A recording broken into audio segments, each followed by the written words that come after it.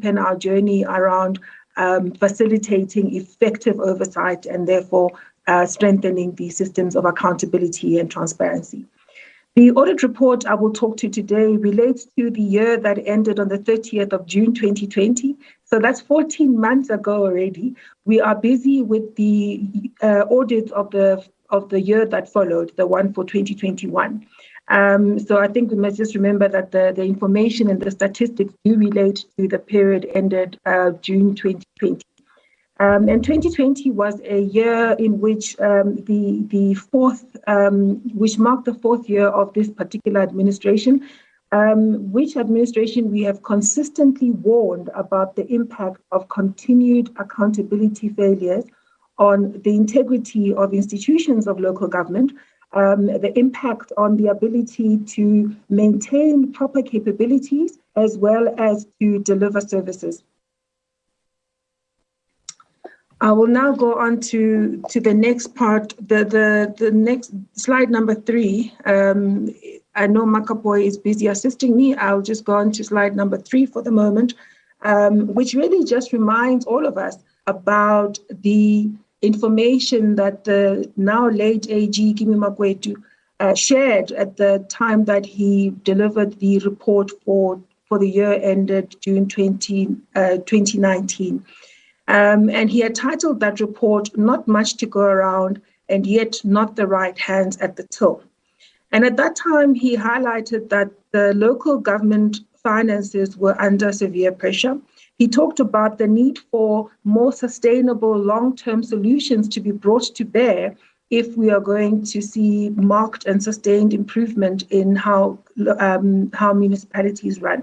And he cautioned the over-reliance on short-term and costly solutions.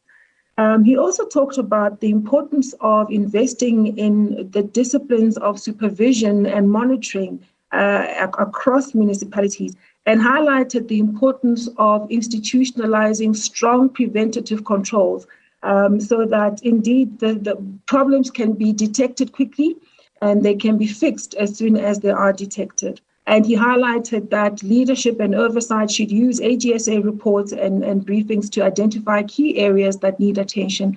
And at that time, we were just celebrating the promulgation of the amended Public Audit Act, which gave the Audit Office increased responsibilities and powers to drive accountability within local government and across the public sector. He also still highlighted that it was important for consequences to be effected where there are problems identified. And so when we look back on the message that was shared way back then, and we then audited the 2020 financial year, it became quite clear that our message from the previous year had not been taken to heart. And to share a few statistics around what we found when we audited local government in the year ended June 2020. We found that financial health continued to deteriorate. And it's important to note that this happened in the year that was not fully affected by COVID-19. So the impact of the pandemic was just a few months in the year that ended June 2020. The full impact we will then see in the 2021 audit reports when we share them.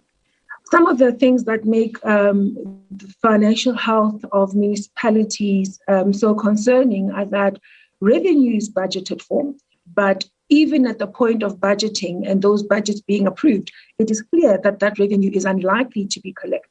And yet expenditure is planned against those revenues, which really is about approving unfunded budgets right at the beginning of the financial year. And this leads, amongst other things, it leads to unauthorized expenditure, which we reported at a figure of 14 billion rand for this particular year. We saw that there was high reliance on the equitable share and the conditional grants that were allocated to municipalities rather than generating own revenues.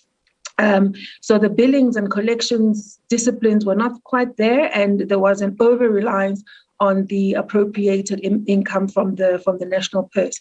And much of that money was dedicated to paying for salaries as well as councillor remuneration. As much as 46% of the funding that came from these two sources, conditional grants and equitable share, was associated with expenditure on salaries and council remuneration. And this shows up on the next slide number 5, please, Makapwe. We also saw that there were late payments to suppliers, being Eskom, the water boards. We also saw late payments to SARS in the form of PAYE as well as VAT, and that resulted in penalties being incurred by the municipalities. So a combination of the interest and penalties associated with late payments would have contributed significantly to the fruitless and wasteful expenditure that was reported in the year. We found that there was low expenditure on infrastructure maintenance. 2% of municipal budgets were spent on maintenance rather than the norm of 8%.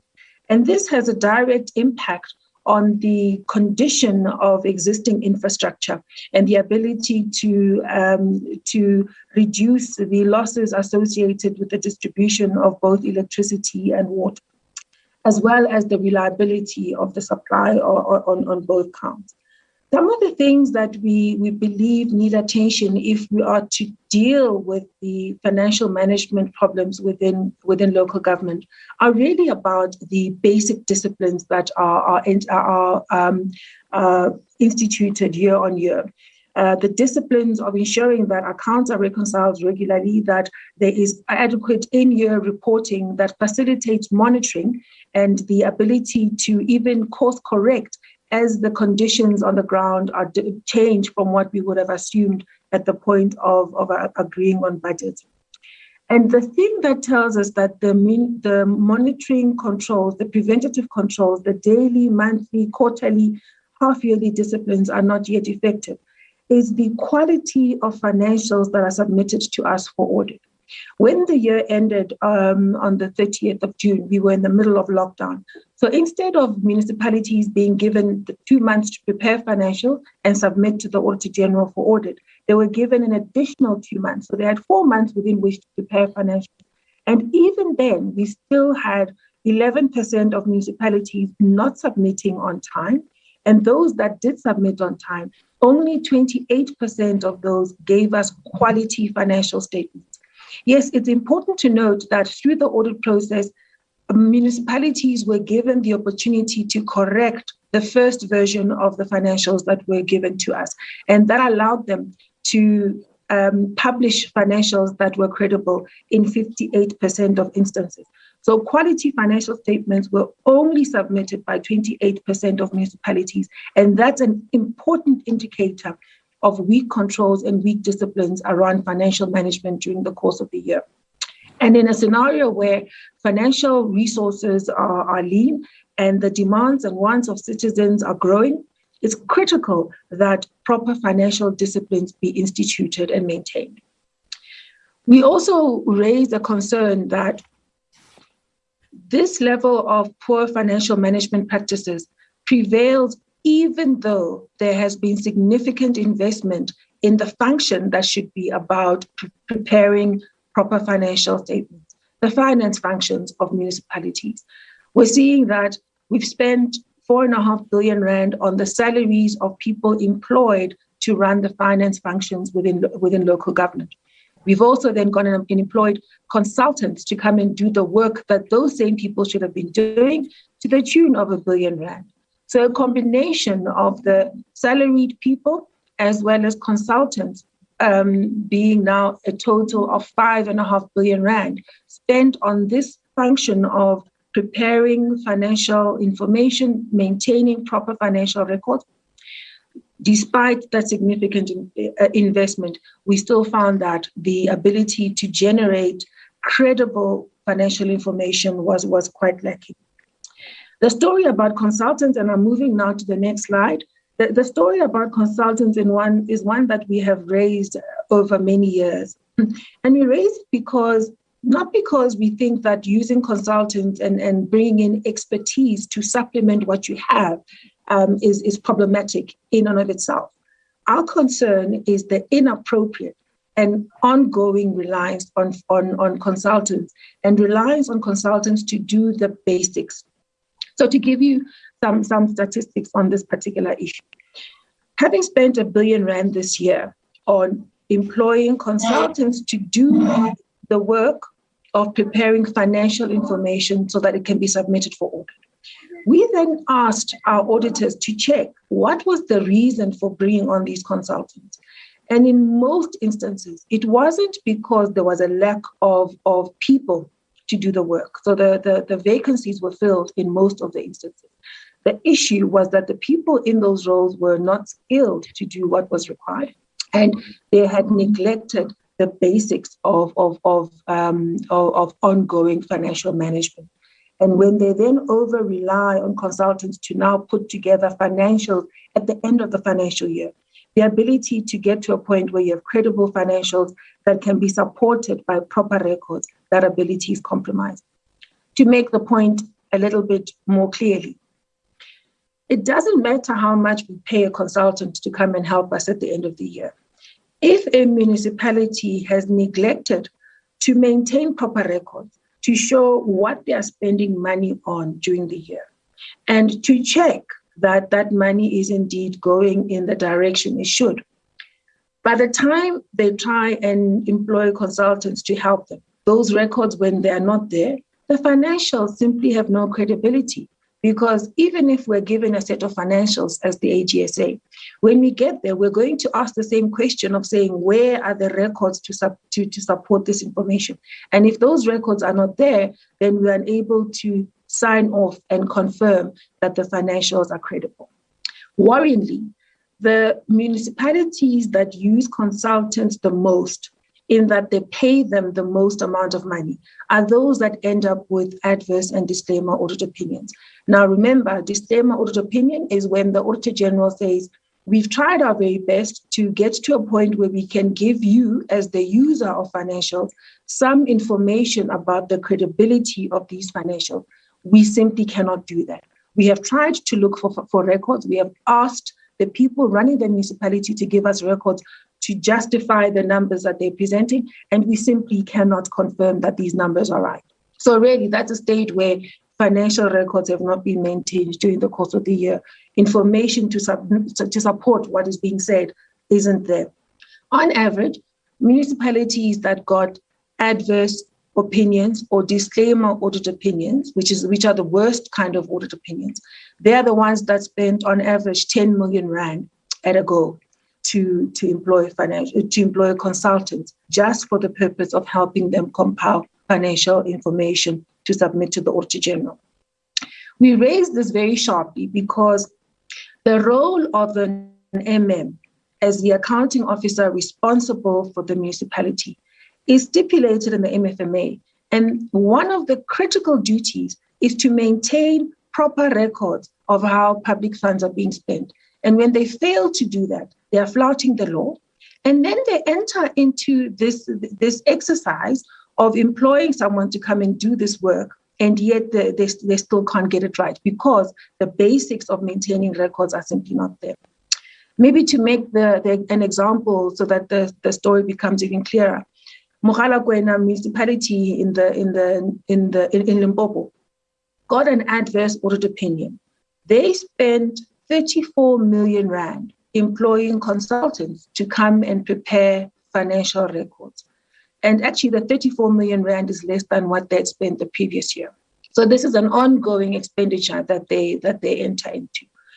When we looked at why they still had an adverse audit opinion, in that they were unable to support material balances on their financials, we also found that they actually had employed people in the finance unit and paid a total of 111 million rand for the function of preparing financial statements and managing finances. So a combination of the 34 million rand and the 111 million rand spent on salaries gives you 145 million rand. And yet we had financials that were lacking in credibility.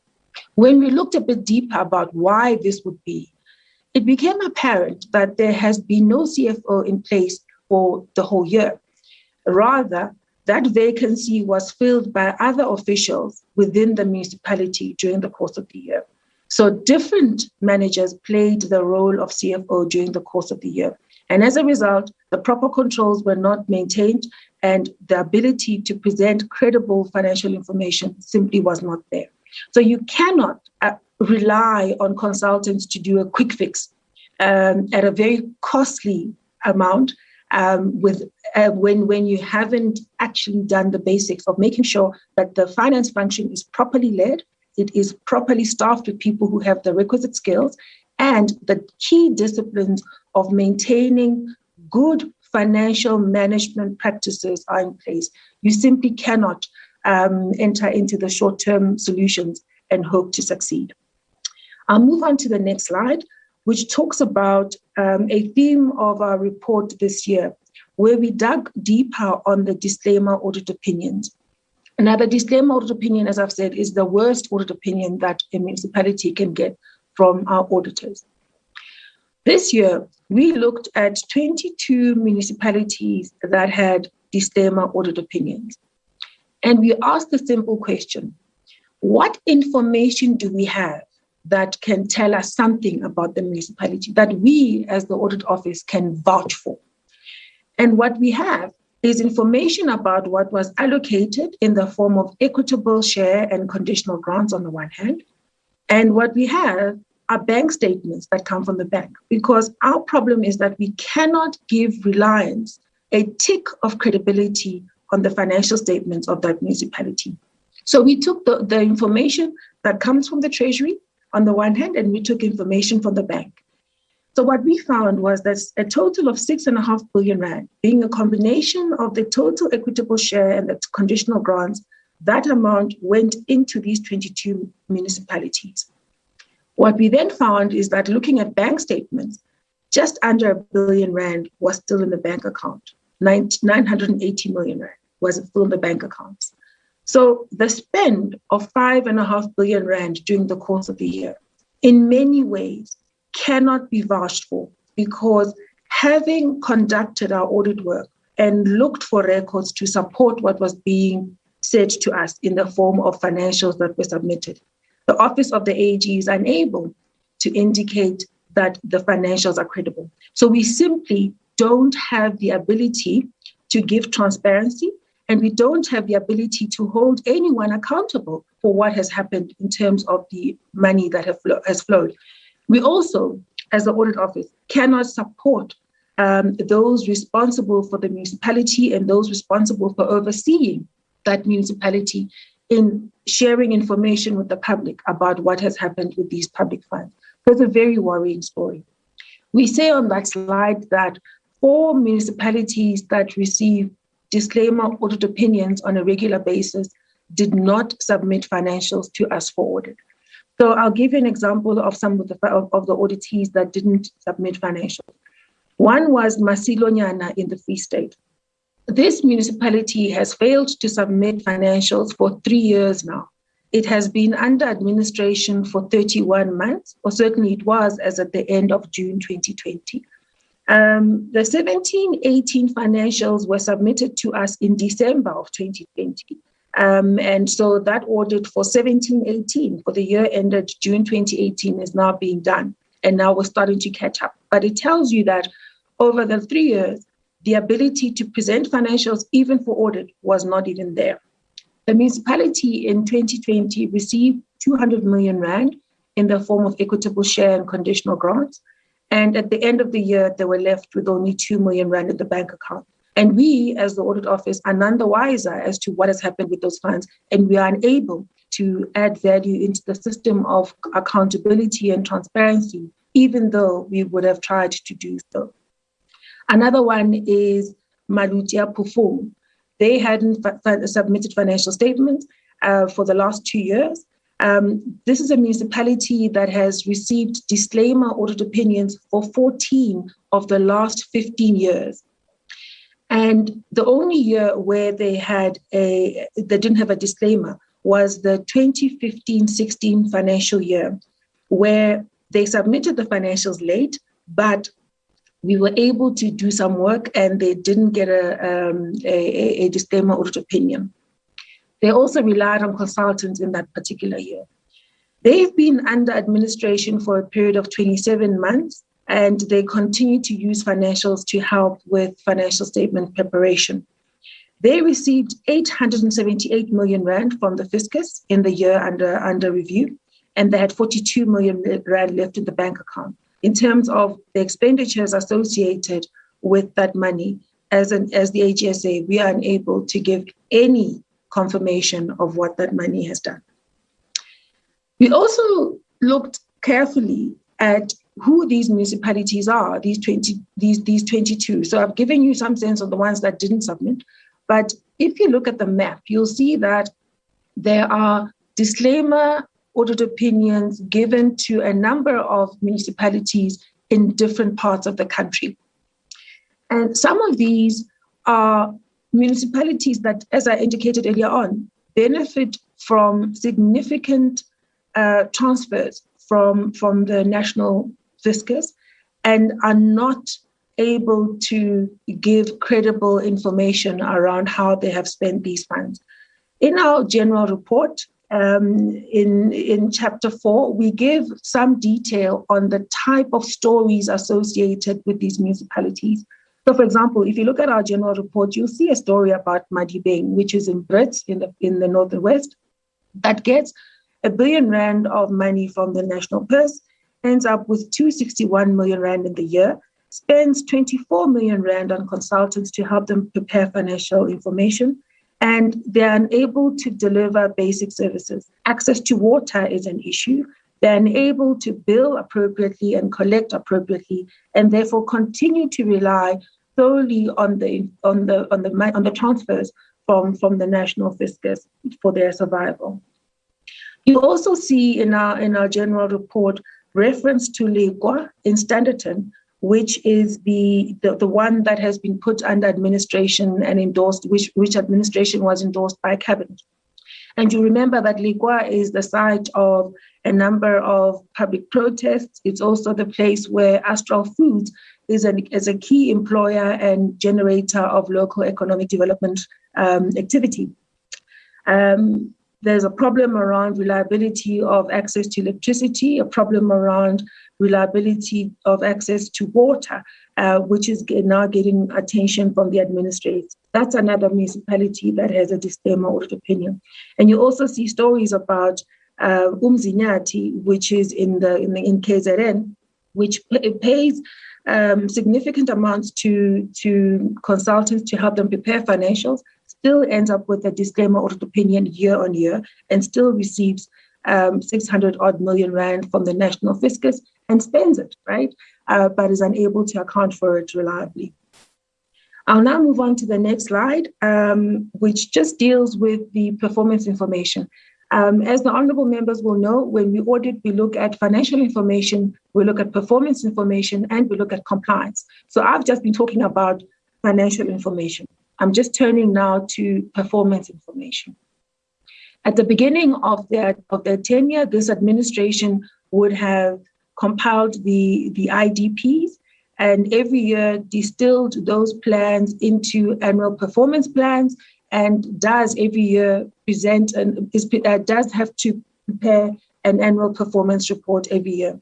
And we audit that performance report, and we look at whether or not the information included in that performance report is useful and reliable. And when we can tick that, what it does tell you is that the disciplines of planning performance, monitoring it, and reporting on it year on year, those disciplines are strong. When we don't give you any comfort around the reliability and usefulness of that information, then you need to know that the disciplines of planning performance, of ensuring that the plans in the IDP and the APP are being implemented in a way that's expected, and that the budgets support that implementation, and the actual expenditures against those budgets are consistent with what has been planned. So it's quite important for us to give you a sense of what we found around performance information.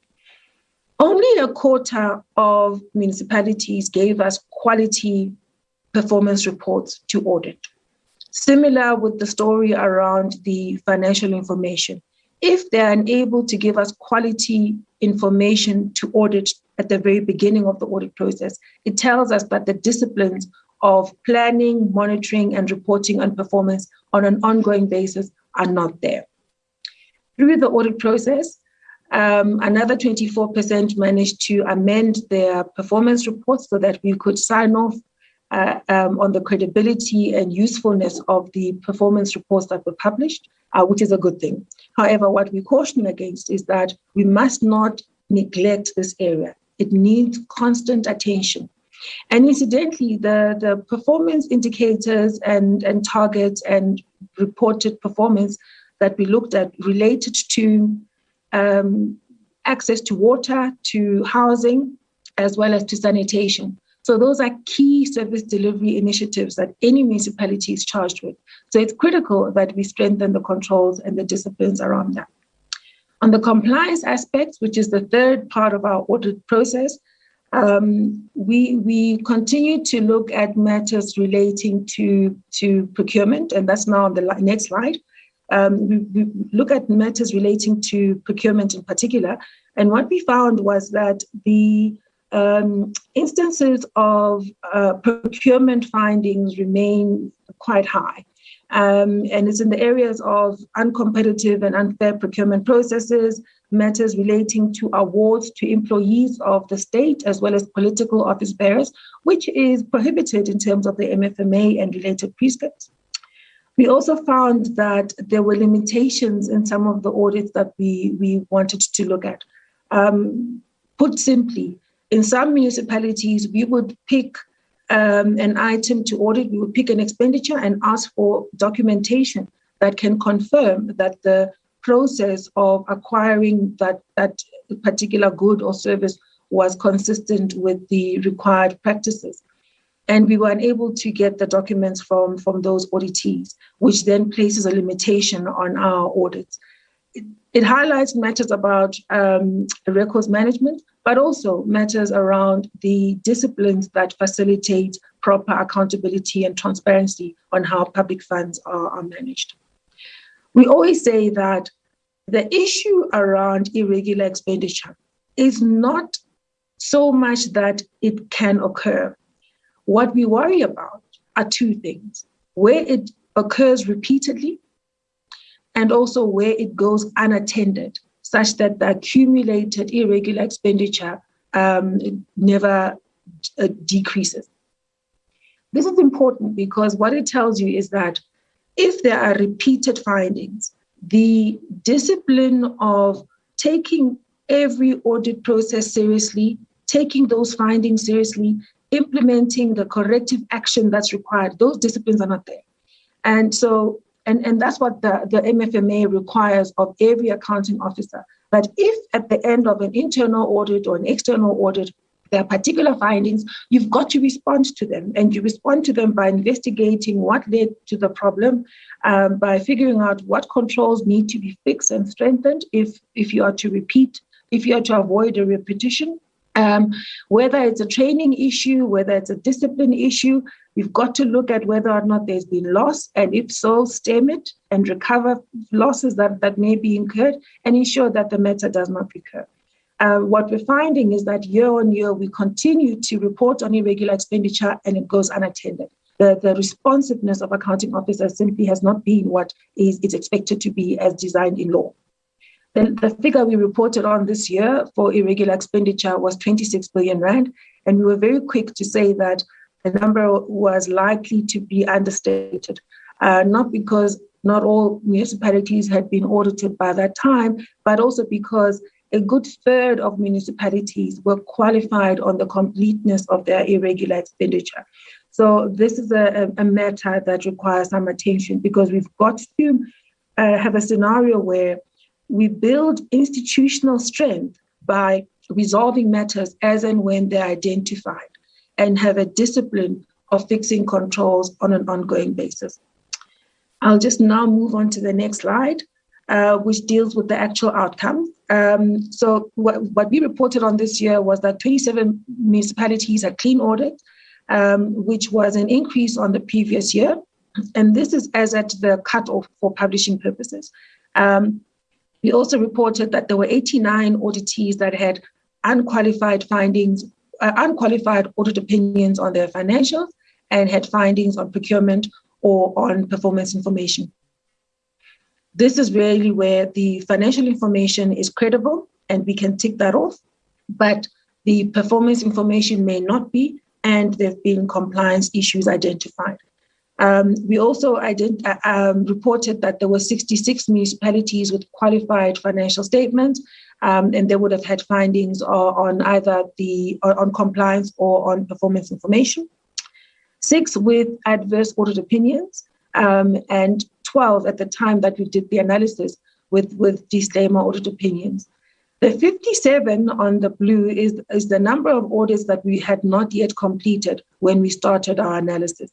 So we've subsequently looked at that, and maybe just to move on to the next slide to give you a sense of where the audit outcomes sit now following us publishing this report, because the work of completing the audits has continued. As at the 2nd of September 2021, we'd finished another 48 audits. So the 57 that were outstanding was reduced to 9, which is where we are now. The 48 that were completed subsequent to our publishing this report, these are the outcomes. You had 3 clean reports, and these were in Stellenbosch, as well as Hesekwa and West Coast District. The others were unqualified, qualified, and a number of disclaimer audit opinions. The reason for the delay in completing these audits related to some late submissions, but also related to difficulties of auditing in the context of COVID-19 and the lockdowns and the need to keep people safe, both our staff and the staff at the audit team. So this cycle was particularly challenging. But I'm glad that through the partnership between the teams of the audit office as well as the teams at the auditee, we've been able to push out a lot of these audits and complete them so that now the accountability processes can get underway. The 9 audits that are still outstanding, those are where there've been late submissions or even non-submissions, and there are also where there have been delays on the part of the audit team. The audit outcomes for us, when we look at them, tell a story about the importance of building leadership stability, so that especially at the level of the administration, the MM and the CFO, so that there are people who have the tenure that allows them to do what's required, to build the teams that are capable and strong, to design and implement proper controls, and to ensure that where there are problems, they can respond to them on an ongoing basis. We've looked at this year on year, and we find that there is an inextricable link between the municipalities that have leadership stability, especially at the level of municipal manager and CFO, and clean audits. And on the other hand, where the MM and CFO are not in their roles long enough, that's where you get the disclaimer and adverse opinions. To share some statistics, on average, a municipality that has got a clean audit and is able to maintain it year on year, that's where you have an MM that's in their role for 71 months on average. That's where the CFO's been in their role for 60 months on average. On the other side of the scale, the ones with disclaimer audit opinions, MMs on average are there for 22 months and CFOs are there for 21 months. I'll remind you of the example I made about Mogalakwena and the lack of a CFO over the course of the year and what that meant for the ability to generate proper financial information and how that can even translate to the ability to deliver services. As you know, Mogalakwena has also been the site of instability at the political level with a council that has had a number of stability issues. Some examples around the point I'm making. If you look at Rand West City in Gauteng, they had 3 CFOs in one financial year. And in that year, they actually went backwards from having an unqualified audit opinion to a qualified audit opinion. Muretele has a qualified audit opinion once again.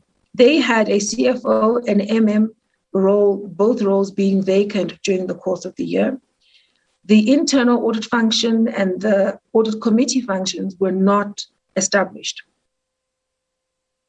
Another example on the other side of the spectrum, Muma municipality may not be a clean audit municipality, but here's their story. They've seen gradual improvement over time from having a disclaimer in 2016-17 to having an unqualified audit opinion in 2020.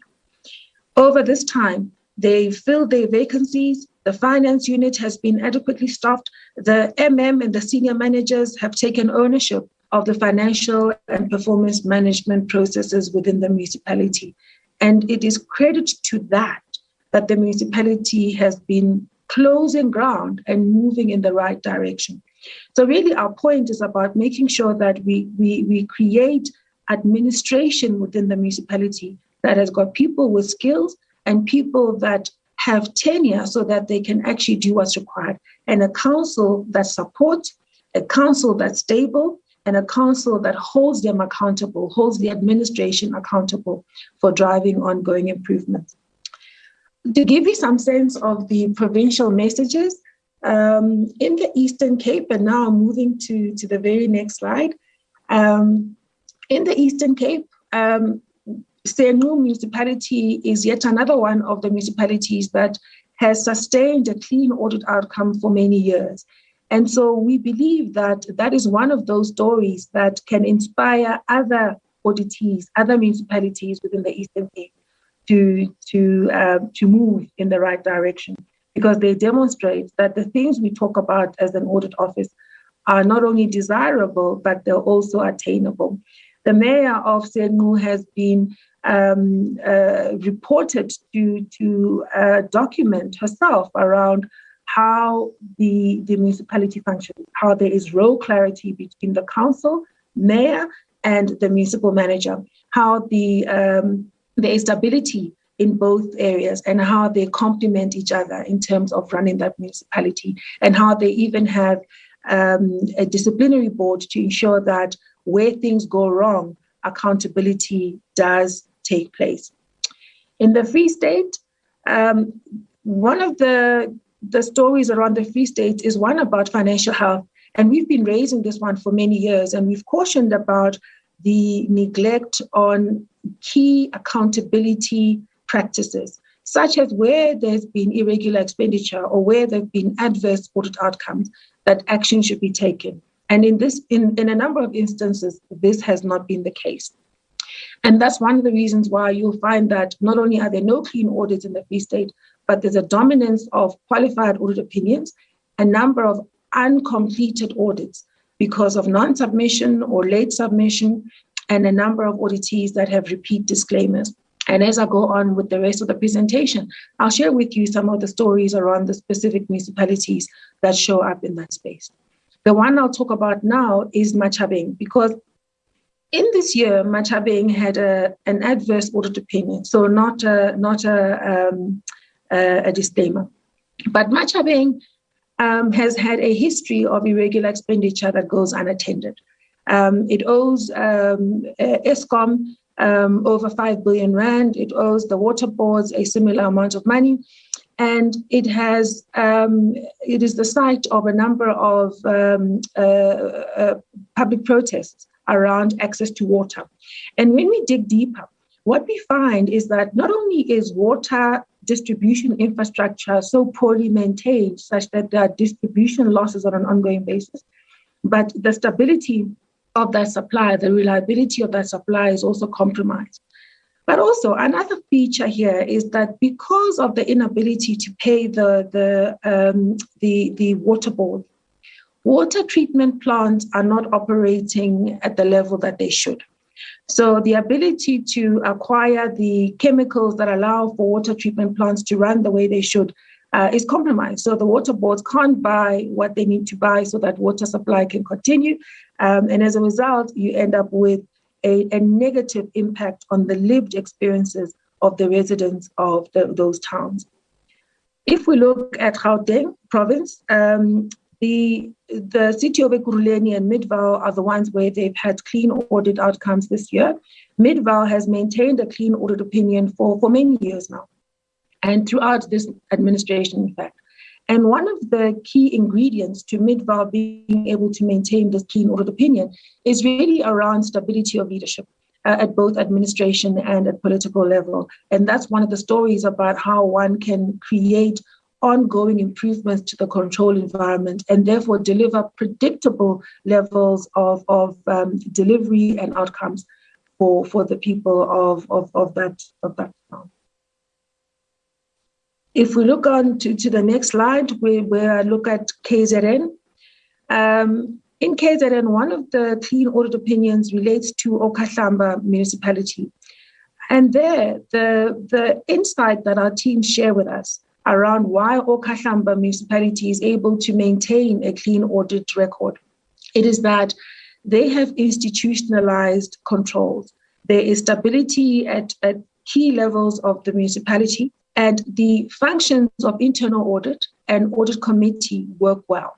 Now, with that contrasts to the story I shared with you around the West Rand in Gauteng, where because you don't have stability at the administrative level, there's no one really there to make sure that internal audit is established and functions properly to support the internal control environment, and audit committee is there to support the accounting officer to do what they're supposed to do.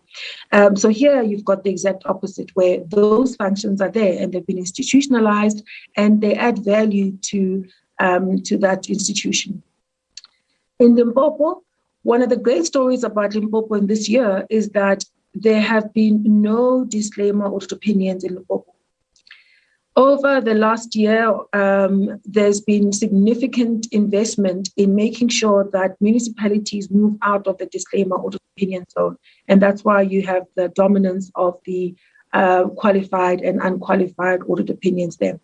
What we caution here is that these improvements are good and they are encouraging and they're inspiring. What we need to do is make sure that we make them sustainable, because up until now, these improvements have been driven by expenditure on consultants.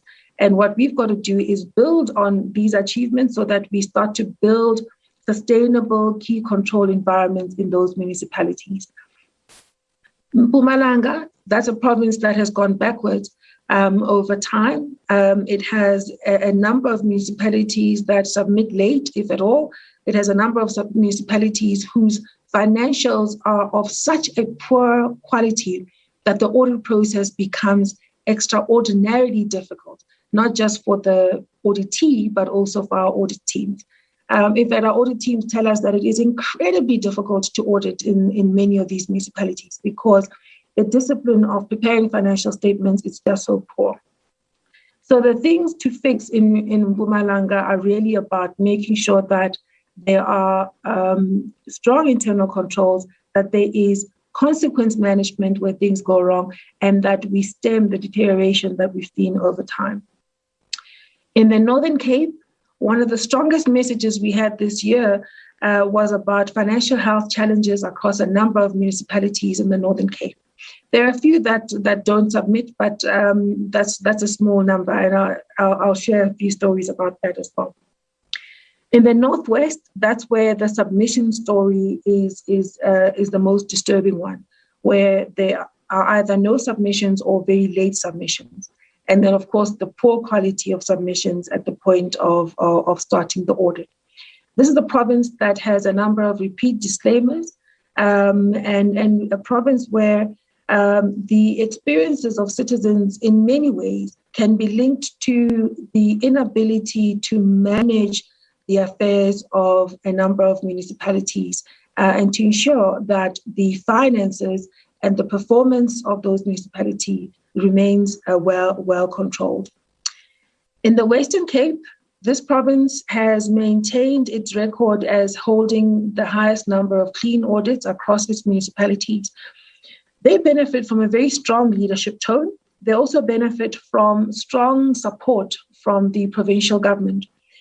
What works here is that before the financials are submitted to the Office of the AG to audit, each municipality has the benefit of the provincial government reviewing those financials and making sure that they're at the right quality right at the beginning of the audit process. Over time, there's been an investment in ensuring that internal audit and audit committees work. I'll give you an example.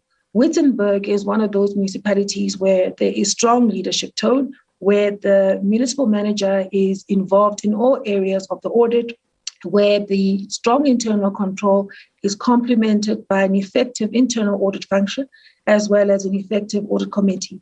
There's a culture of accountability in that municipality where there are problems, consequences, and corrective action does happen, so that on an ongoing basis, controls are improved and therefore outcomes are improved.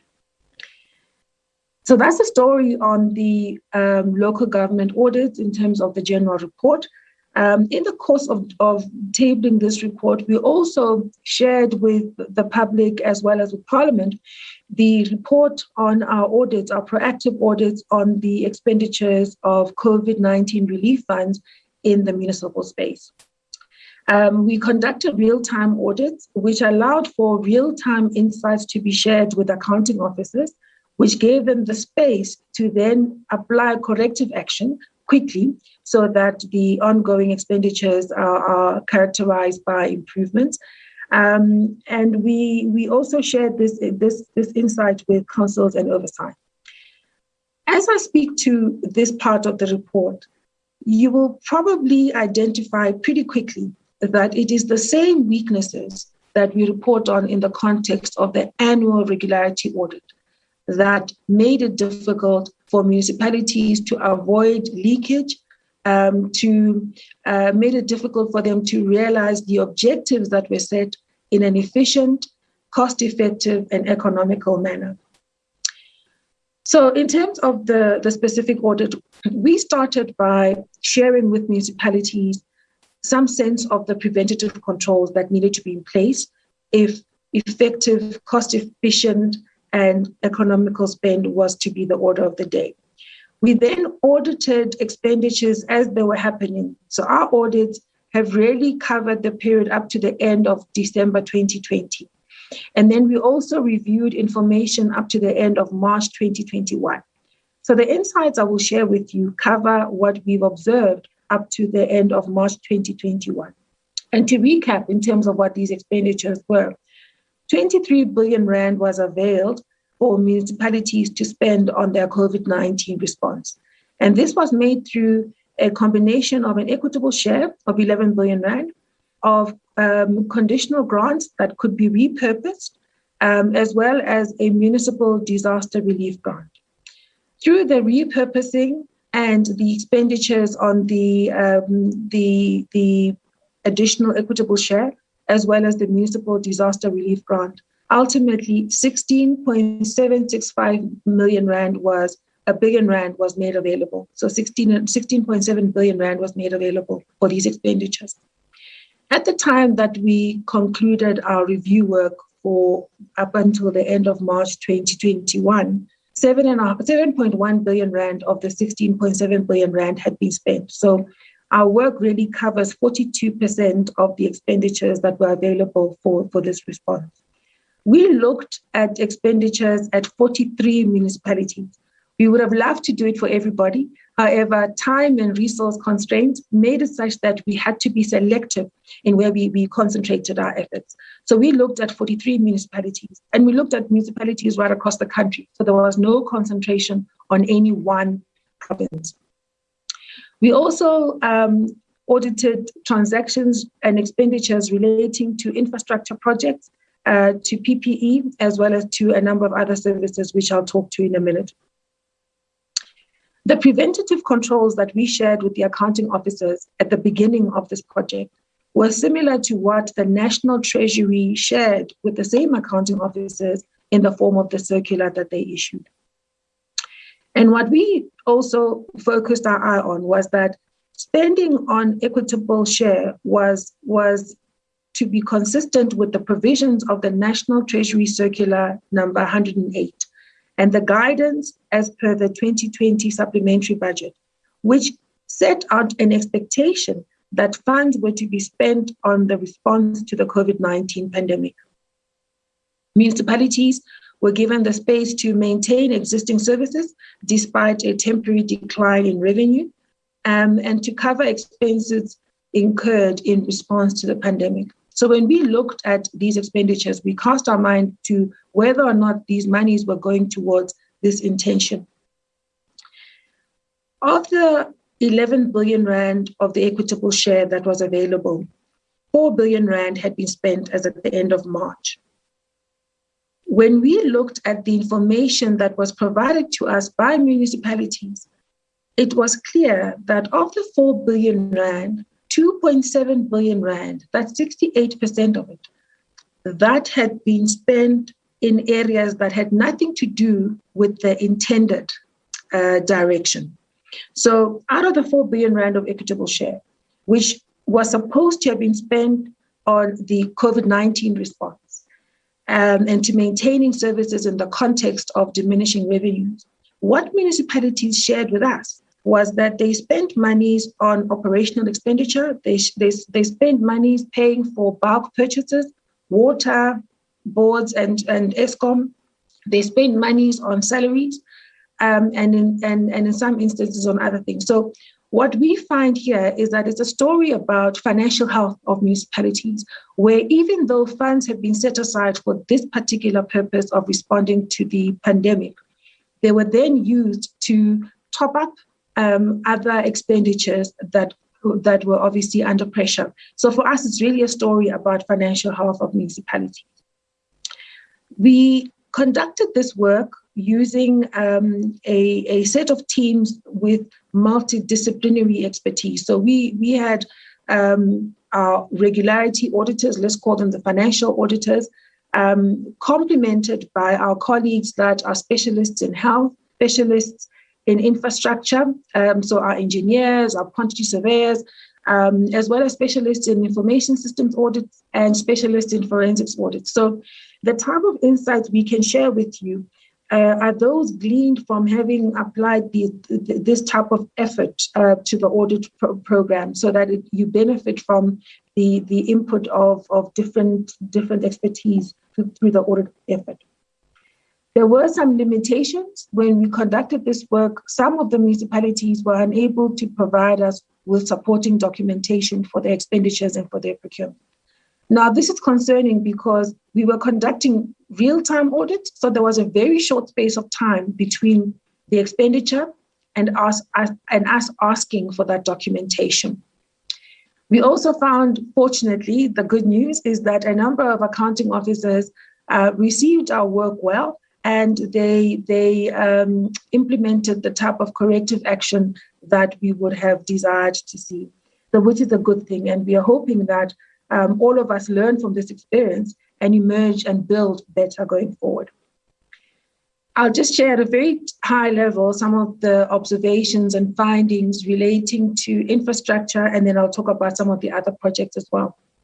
What we found when we looked at projects relating to putting up quarantine sites, to putting up temporary shelters, water infrastructure, and to delivering water tanks, were that there was inadequate needs assessment and planning in place. We found that in some instances where shelters were put up, there was inadequate water and sanitation in those shelters, or for the people that would be put into those shelters, which is really about coordinated implementation of some of these programs. We found instances of unfair and uncompetitive procurement processes, resulting in higher prices or excessive or inflated prices being paid for what we were acquiring. We also saw that there was poor quality infrastructure in some places. That for us is a story about procurement practices, project management disciplines, and monitoring to make sure that whomever we've appointed as a supplier or contractor delivers as we expect, and that we do not pay until we are comfortable that we have received what is due to us. There were delays in completing projects. Again, a story about project management. Similarly, the story about poor workmanship when water tanks were being installed is about project management and contractor management.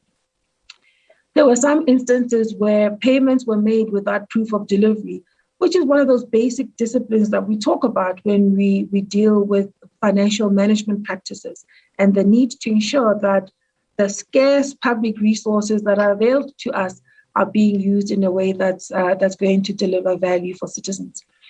And I've spoken about funds not being used for the intended purpose, which is a story about financial health in many instances.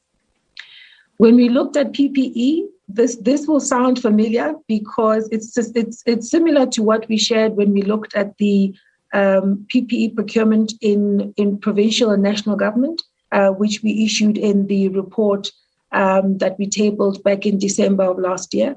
And it's also consistent with what we keep talking about around procurement practices and how goods and services are actually being procured in local government. So the story is very similar. These disciplines resulted in PPE being short or excessive in some places where, because we don't do a proper needs assessment and we don't plan properly, sometimes PPE ends up in the wrong place and not where it should. We underbuy or overbuy. Because of poor procurement processes, wrong suppliers were chosen. There were red flags identified in terms of potential fraud, which needed to be followed up by those municipalities. We also still found that awards were made to officials that were employed by the state. Because of these poor procurement practices, we still found that the quality of what was delivered left much to be desired in some instances. The price that was paid was higher than what was determined by the National Treasury as the appropriate market-related rates. And we also found that delivery was not always on time. It was not always at the right place and at the right quantity. Really about discipline around how do we procure and set ourselves up for success in terms of paying the right price for the right quality and getting the goods we desire at the right place at the right time. In terms of how PPE that was now procured was ultimately stored and utilized, the stock management processes that were ineffective in a number of municipalities resulted in PPE being managed poorly, such that the quality was compromised and the ability to get the full benefit of what we paid for was not where it should be. Security at storage facilities was not always up to scratch, and as a result, PPE, which is highly in demand at this time, would have been at the risk of being lost. And we also found that this was prevalent where even high-value PPE items were actually involved. For us, again, it's a story about practices that allow for proper controls, proper discipline, and proper monitoring. In relation to other goods and services, we looked at sanitation services, we looked at water tankering services, and we also considered whether or not there were instances of COVID funds not being used as what had been desired. Same story about lack of planning and needs assessment. We found that the water distribution was happening at inflated prices. There were instances where we found that there were red flags for fraud, and we referred those to law enforcement to investigate, and in some instances directly to the accounting officers for them to investigate. Water tanks were not filled, so the water tank is there, it's properly installed. The coordination of the effort to make sure that somebody's there to fill it, such that the intended beneficiaries get access to water as what was designed, that coordination was not in place. And as a result, the ability of citizens to benefit out of this initiative was compromised. And if I move on to the summary of this story around the audits of COVID-19 expenditures in local government, we found that it's really still about the same disciplines around procurement, contract management, around ensuring that where there are projects in place, there is proper monitoring throughout the course of the project. As I indicated, we've provided recommendations to municipal managers, and in many instances, they are taking those on and are implementing them. What we believe is that it's important that we learn from this experience and, as I say, build better, because resources need to be spent in a way that's economical and efficient. And when you've got a scenario where every rand is precious and the demands and wants of citizens are heightened, it's critical that we be disciplined around how we spend every public rand. I will now, Chairperson, move on to the third part of my input, the third and last part of my input, which is really dealing with the material irregularities process. And I'm aware that a number of honourable members have particular interest in this, because it was Parliament that saw it fit to have the Audit Office add value into the process of driving consequence management within the public sector. And we see this instrument as positioning us to work in a complementary way with other role players. We don't take over the responsibility of accounting officers, neither do we take over the responsibility of council or of legislatures. Ours is to use the audit work that we have to highlight areas that need urgent attention and to follow up on whether or not the accounting officer is doing what is necessary, what is adequate and appropriate to indeed deal with the irregularity we've identified. So material irregularity is non-compliance, contravention of law, any fraud or theft, or even a breach of a fiduciary duty, which we identify during our audit, and one that has resulted or is likely to result in material financial loss, result in misuse or loss of a material public resource, or cause substantial harm to an institution in the public sector, or even substantial harm to the general public. So that's the definition of a material irregularity. Whereas in the course of our audit, we would issue an irregular expenditure finding, a non-compliance, which would be then documented as irregular expenditure. And we would give the accounting officer the responsibility to then act in accordance with law and investigate the matter, identify whether there's been an illegality and report that to law enforcement, identify if it's a training issue for their staff or a discipline issue for their officials, and make sure that that happens, identify if there is loss, stem that loss, and make sure that whatever control failed is fixed so that the matter does not recur. I know that sounds familiar because I said it earlier on. That's because that's what the irregular expenditure framework sets out, and that's what the MFMA requires of every accounting officer to do. We don't act unless they fail to do that.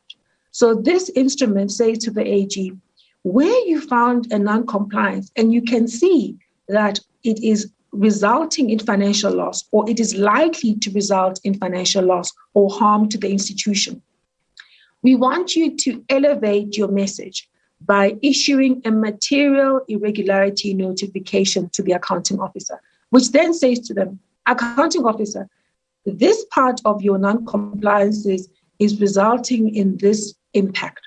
We would want you to deal with it quickly. We give you 20 working days within which you must come back and tell us how you are going to deal with it.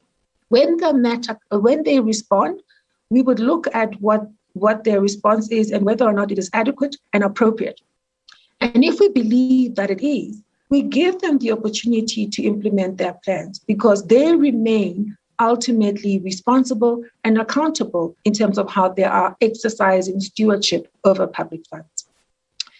When we come back, we then will follow up and check whether they've implemented those actions in the way that they said they would.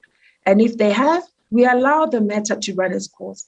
If they haven't, then we act. And we would act by, first of all, referring the matter for investigation, because in that instance, they would have either failed to do so or scoped the investigation such that it does not do what it's supposed to do. It is not adequate and appropriate response to the matter we've raised. We would then refer it to one of the public bodies that's relevant to the matter for further investigation. We would then issue a recommendation, which is stronger than the recommendation we give during the normal audit process. This one basically sets out clear actions with timeframes where, in terms of what the accounting officer ought to do. That's another opportunity for them to act. So if they failed at the time that we gave the notification, we'll refer, investigate, and then we'll give them a recommendation. If they still fail to act on that recommendation, then we would take binding remedial action against that accounting officer because they have failed to implement these recommendations. If they then still do not honor that binding remedial action and do not exercise on the things we've set out, then we will go ahead and issue a certificate of debt. And that's what the law requires of us to do. And that certificate of debt goes in the name of the accounting officer because they would have failed to implement remedial action where financial loss has been involved. And they would have failed to act on something that they had optimal space and opportunity to act on. So by the time a COD, a certificate of debt, is issued, accounting officer has had multiple opportunities to take corrective action. And by the time the COD is given to them, it's really a recognition of failure on the part of the accounting officer, and even on the part of those that supervise accounting officers to hold them accountable. Because if an accounting officer gets a material irregularity notification and they're either ignored or they do not set out adequate and appropriate actions on which to deal with it, and we end up referring the matter to a public body for investigation, it becomes a matter of public record. And the executive authority has every opportunity to hold that accounting officer accountable. So if the council, the mayor, becomes aware that there's an MI notification and the municipal manager is ignoring it, they should be stepping in and holding that accounting officer accountable, as set out in law. And by the time we're issuing recommendations and binding remedial action, that's a matter of public record. And there is no secret in terms of whether or not the MM is being held accountable by that council and even by that provincial legislature, because this information will be shared with them as well. So our role is to complement the work of others. And by the time we issue a certificate of debt, it really is an indication that there have been multiple failures across the accountability chain. The next slide sets out a few MIs that we've identified over the course of the last 2 years. We've been implementing these powers for 2 years. In the first year, we implemented quickly because the law became effective from the 1st of April 2019. So for the 2019 audit, we selected only 9 municipalities where we would implement these powers.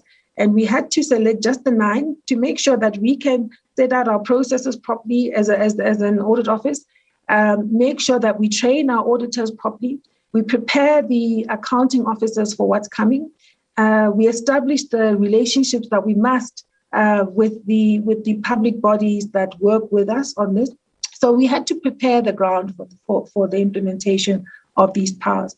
So the year for 2020 is the first one where we implemented these powers across multiple municipalities, a total of 56 municipalities plus 1 entity. So 57 auditees were subjected to the MI process. In the course of these audits, we've identified and notified accounting officers of 96 material irregularities with an estimated financial loss of 2 billion rand.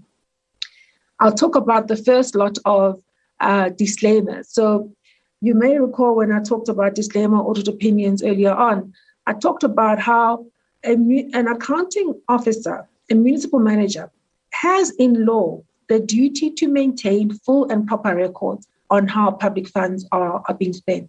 And their failure to do that is a breach of their duties as given in law. And the fact that a municipality continues to generate these disclaimer audit opinions results in substantial harm to the institution. It also results in harm to the public because most of these municipalities are characterized by dysfunction and by a lack of delivery on their intended mandates. and their financial position becomes more and more vulnerable. So we've issued a total of 21 material irregularities to municipalities that have got repeat disclaimer audit opinions. The problem is not the disclaimer audit opinion. The problem is what sits underneath it. First and foremost, being a breach of a duty given in law to the accounting officer to maintain proper and full records for their expenditures of public funds. And then others will then relate to other matters around the harm to the public, harm to the institution, and the vulnerability of their financial position. So what we are doing now is we are looking at the responses by those accounting officers, and then we will take further action based on our analysis of that response. Other MIs relate to procurement and payment cycles. So there are instances where we've issued MIs because a municipality has flouted their procurement process and ultimately issued a contract to somebody who charged them more than what the market was indicating that municipality should have paid. And so we estimated a loss of 2.5 million rand and issued an MI because that's loss to the public. Some of the matters relate to where there are payments being made for goods and services that were not received. There are invalid salary payments. There are instances where you've got ghost workers, where there's a story in one of the KZN municipalities of an official or somebody who's employed and they are on the payroll, but they've never set foot to show up and work. Now, if that accounting officer had set out internal controls that reconcile the wage bill on an ongoing basis, they would have picked this up. And if they had proper controls to prevent this happening in the first place, it would never have occurred. But then, as I say, if they had other controls, they would have been able to pick it up and take corrective action. So we will assess their response and see how they go about recovering monies that are being lost in this way. There are MIs that were issued in relation to interest and penalties that are paid to SARS, to water boards, to Eskom, and other suppliers because payment is not being made on time. Yes, in some instances, it's really just about cash flow management. But what we're finding is that there are instances where municipalities enter into payment arrangements that they then don't honor, payment arrangements with the supplier or the creditor, and then they don't honor them, and then they incur these penalties. That should be avoided. And so we believe that it needs attention, and that's why we've raised these MIs. And there are also instances where PAYE and VAT returns are not being paid on time, and that's obviously compromising the lot of the municipality, compromising the employees, and obviously SARS in terms of its ability to collect what's due. We found, in terms of revenue management, that where controls around billing are poor, there are properties that are not being billed for rates or for services, and that's a loss to the municipality. There are properties where they're underbilled, and again, that's a loss to the municipality. We've also found instances where debts are not being recovered actively, which is, again, a loss to the municipality. And these things can be avoided if disciplines and controls are strengthened. There were also instances relating to investments and assets. So investments related in the main to payments made to VBS Bank or deposits made to VBS Bank, and there was a loss. And there were actually transgressions of the prevailing prescripts where those investments were made, and so we've raised the MI. Around assets not being safeguarded, so some of the examples are where you've got, let's say, a water treatment plant, as was the case in City of Tshwane, and it was not being secured properly. And then the asset itself was now being vandalized.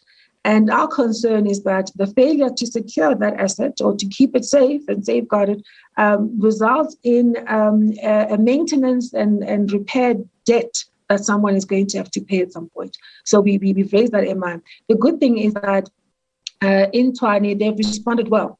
So they found the people who were vandalizing the equipment, and they've reported them to the police. and they've actually now secured those assets, which is what you want in terms of taking corrective action. As I indicated, a number of municipalities do respond when we raise these MIs. In Nelson Mandela Bay, one of the MIs we raised related to customers that were not being billed for interest that was due to the municipality. Having raised the MI, the system has now been corrected. The system that they work on has now been corrected so that the billing happens appropriately. Now, council is busy considering how to deal with the historical aspect of this debt. So for us, what's encouraging is that level of responsiveness. And I see you coming through to the chair. I'll just do one more slide, which is the very, very last one. So if you can go to slide 27. Our message is really about saying, having looked at the regularity audit, having looked at the COVID expenditures, having looked even at the MI process, what is clear is that we need to build a capable administration for municipalities. And that's going to start with leadership. It's critical that we have the type of leadership that's going to set the right tone at the top around ethical leadership, that's going to be setting the tone around service orientation, around a commitment to good governance, and a commitment to accountability. It also starts with that leadership that's elected to capacitate and stabilize the administration so that that administration benefits from professionals who have the space to do what they're supposed to do without undue political interference. We also believe that it's critical that that leadership sets up the administration and insists that the leadership of administration sets out a strong control environment, and that where problems arise, they are dealt with on an ongoing basis, and that they're dealt with consistently in an appropriate way, and that they are dealt with swiftly, so that we push back on the culture of impunity, we push back on a culture where there is a lack of accountability. So thank you very much for listening to me, and thank you for the opportunity to address the honourable members. Madam Chair, I then hand back to you. Thank you, AG. Now handing over to Honourable Dotovu. Honourable Dotovu, over to you.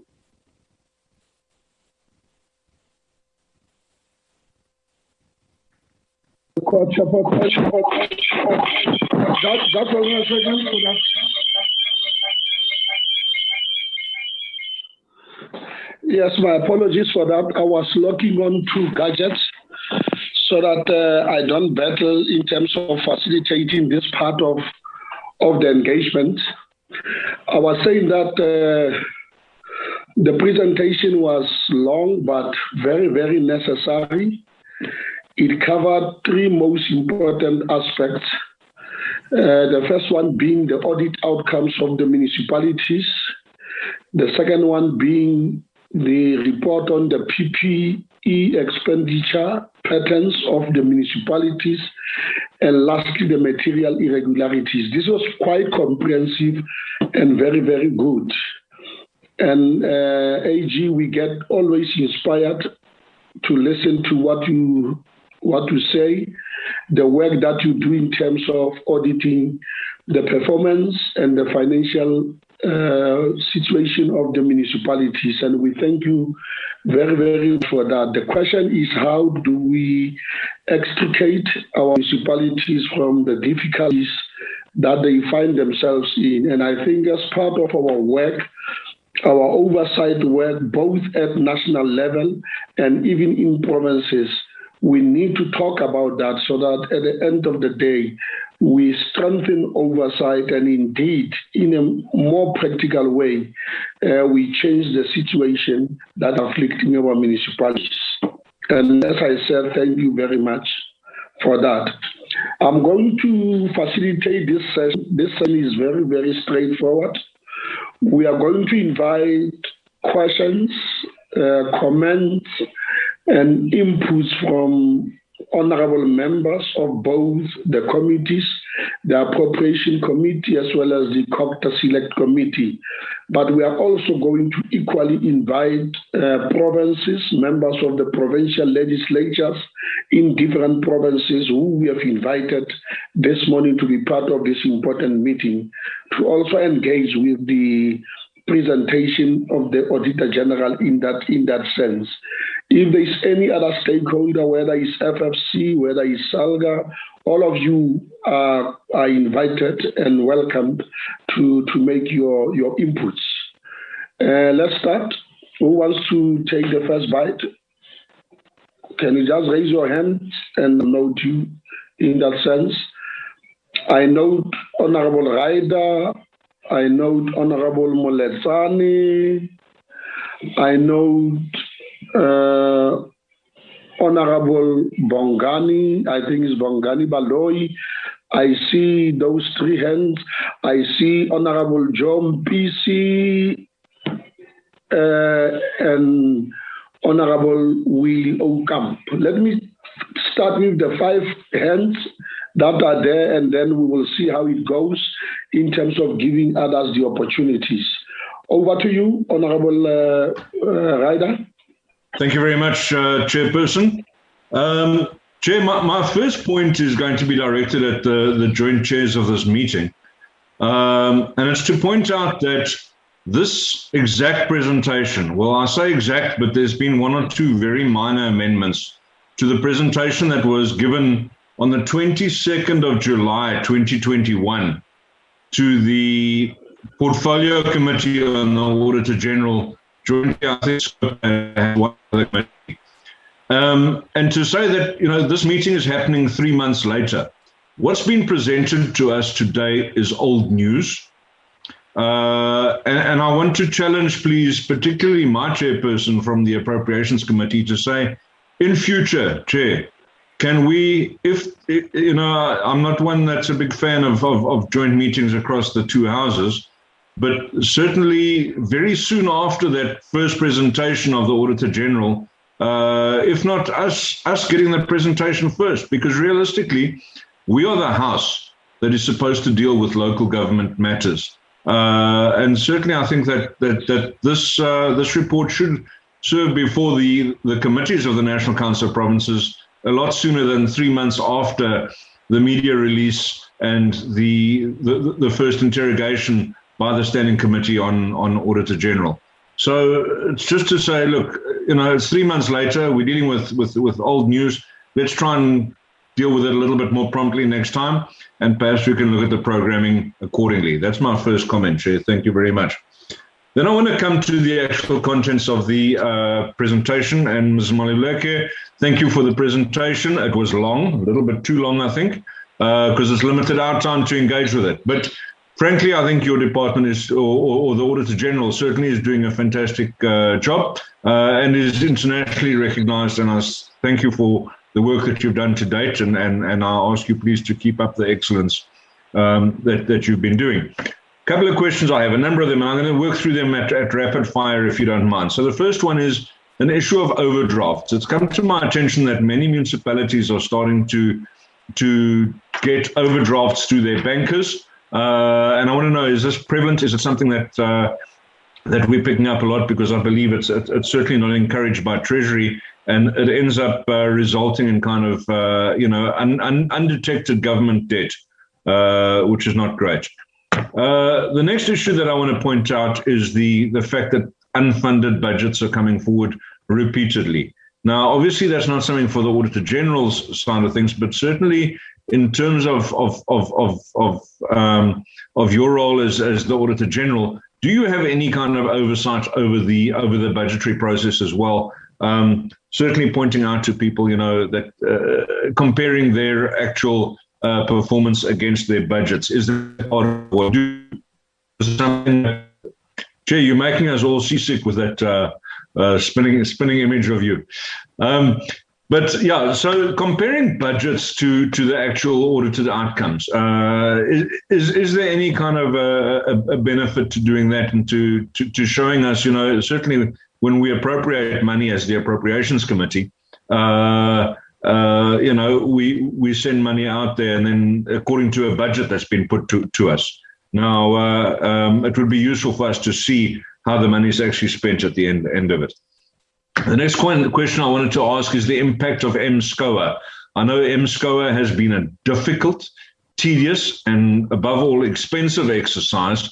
Have you seen a big benefit from MSCOA as the Auditor-General? Has the benefit only accrued to Treasury, and has Treasury actually seen that benefit? I suppose you can't answer that. Then I want to point out particularly to the issue of non or late submission. I note that 22% of municipalities are indicated on your slide as not having submitted yet, in spite of the fact that we are well down the track and we're actually awaiting the next round of results. Particularly, I want to point to the one in Gauteng who did not submit, because Gauteng is obviously on my heart as a representative from Gauteng. But Mfuleni had not submitted theirs. And I noted as well that the Northwest municipalities are serial offenders in terms of not submitting their audit outcomes. I want to point out that Mfuleni is currently under Section 139 administration. The majority, if not all of the municipalities in the Northwest are also under Section 139 administration. So therefore, the failings to submit these things on time should actually vest with the provinces. And the fact that it's municipalities under administration that are not submitting their audit is a serious... Well, there you have it there, members of Parliament responding to Auditor-General Tsakani Maluleke in that briefing to the Select Committee on Appropriations and Select Committee on Cooperative Governance and Traditional Affairs, Water and Sanitation and Human Settlements. 26 billion in irregular expenditure by municipality. The AG says only 28% of municipalities are submitting quality financial statements. Some municipalities are improving and others sliding back. She once again flagged the ongoing reliance on consultants to do the basic work of submitting financial statements, while the municipalities have people employed expressly to do this work. But these people are ill-equipped to do the work and don't maintain proper records. Also, the very municipalities hiring consultants, sometimes 10 million rands at a go, are the ones submitting the worst reports and getting adverse audit opinions. She gave Mogalakwena municipality in Limpopo as an example, which paid 111 million rands to salaries for this very function, while having no CFO in place and proper controls not being maintained. She also spoke about Senqu municipality in the Eastern Cape that has managed to sustain a clean audit outcome for years. No clean audits in the Free State. 22 municipalities did not submit any statements and issues with compliance and uncompetitive and unfair procurement processes, placing limitations of the Auditor-General's office on how audits, on how public funds are managed. She says the biggest worry is where it occurs repeatedly and where it goes unattended. Also in relation to procurement in this reporting period, the AG decrying the practice of PPE tenders being given to companies that are not able to deliver, resulting not only in financial mismanagement, but also defeating the purpose in the fight against COVID-19. And that's where we will end that and continue to further shows on SABC News will continue to break that down for you. On to the story.